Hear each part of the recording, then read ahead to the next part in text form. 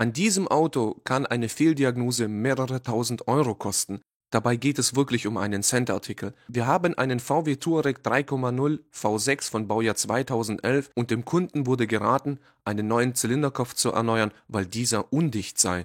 Aber ich zeige euch in diesem Video, wie man diesen Fehler finden kann und was eigentlich die wirkliche Ursache ist. Die Kundenbeanstandung ist ein unangenehmer Abgasgeruch im Innenraum und dieser kommt aus dem Motorraum vorne links, denn dort läuft eine komische Schlacke über den Krümmer und sorgt für den Abgasgeruch.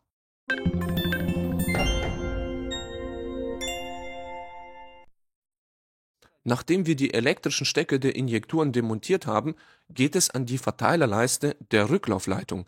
Es gibt einen Mechanismus, um das Ganze zu entriegeln. Wie ihr sehen könnt, braucht man dann nicht viel Gewalt dazu, denn das Ganze ist aus Kunststoff und relativ brüchig. Falls ihr da viel Gewalt anwendet, braucht ihr eine neue Verteilerleiste. Wenn ihr das Ganze entriegelt habt, dann ist es auch relativ schnell gemacht, denn ihr müsst nur dran ziehen und die Injektoren-Rücklaufleitungen sind ruckzuck demontiert. Wie bei diesem Fahrzeug die Zylinder gezählt werden, ist bei dem deutschen Fahrzeug meistens so, dass der erste Zylinder vorne rechts ist, dann wird nach hinten gezählt und vorne links dann weitergezählt wird. Der fünfte und sechste Zylinder ist relativ schnell ausgebaut. Ihr seht, die Injektoren liegen da mit den Brücken und den Leitungen. Doch das Schlimmere ist, dass der Zylinder 4 nicht ausgebaut werden kann, mal so nicht ganz einfach. Nach einem längeren Kampf habe ich die Injektoren ausgebaut und wie ihr sehen könnt, der sechste und der fünfte ist eigentlich wie neu, außer der vierte. Der vierte sieht ziemlich mitgenommen aus, verrostet, hat eine Schlacke dran und irgendetwas wird ja wohl passiert sein, weil die anderen sehen ja gut aus.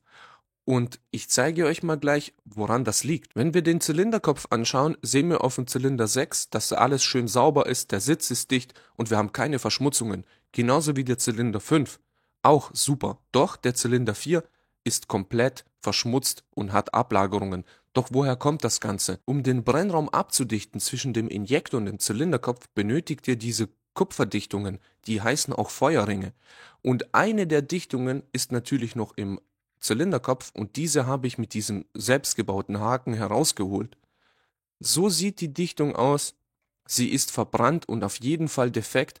Und man müsste ja sagen, okay gut, das müsste ja das Problem sein. Aber ist es auch wirklich so, dass dann der Zylinderkopf so eine komische Schlacke rausdrückt? Jetzt wird's interessant. Ich zeige euch mal eine alte Dichtung vom anderen Injektor und wie ihr sehen könnt, die linke Dichtung ist anders als die anderen beide. Aber warum?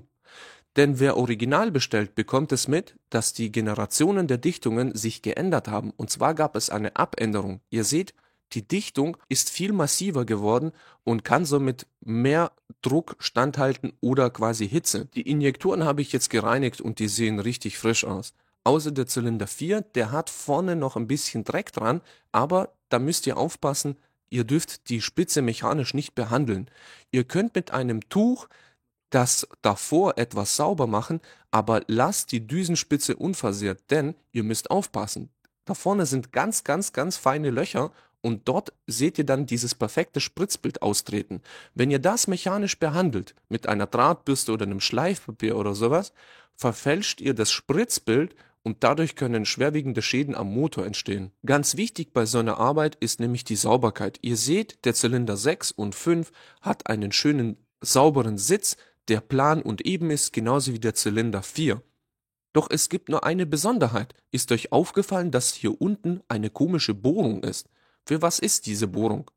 Die Bohrung ist nämlich dafür da, dass der Druck, der dort entsteht, oder Schmutz, über diese Bohrung entweichen kann nach außen auf diesen Krümmer, den wir am Anfang gesehen haben. Das technische Verständnis ist, der Injektor wird über den Ventildeckel in den Zylinderkopf eingeschraubt und wenn das nämlich undicht wäre und es gäbe diese Bohrung nicht oder Abdichtung dann diesbezüglich, dann würde ja der ganze Schmutz und Dreck in den Umlauf vom Zylinderkopf gelangen und damit ins Öl und würde den Motor eventuell sogar zerstören.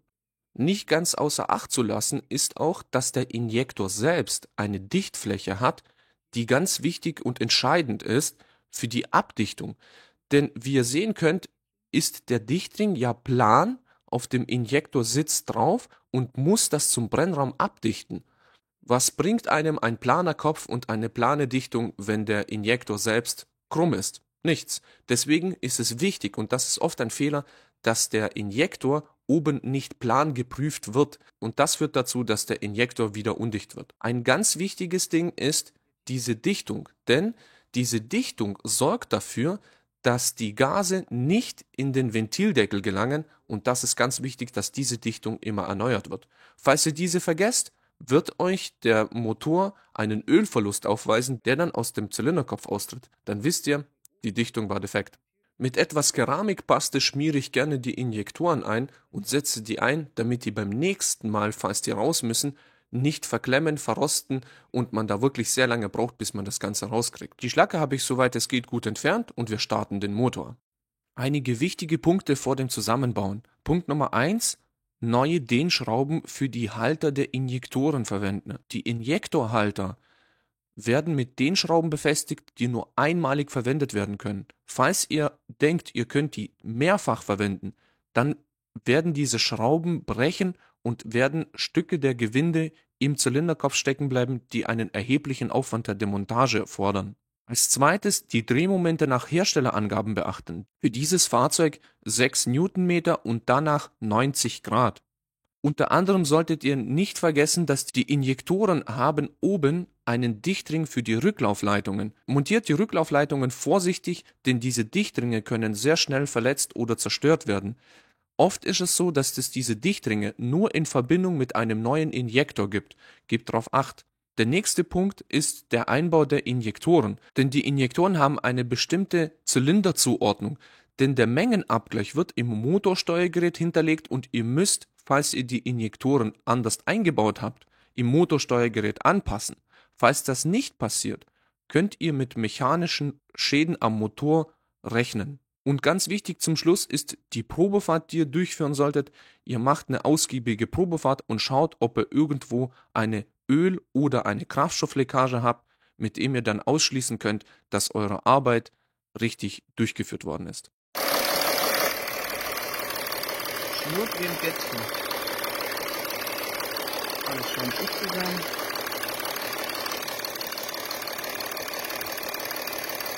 Alles gut. Rücklaufleitungen sind dicht.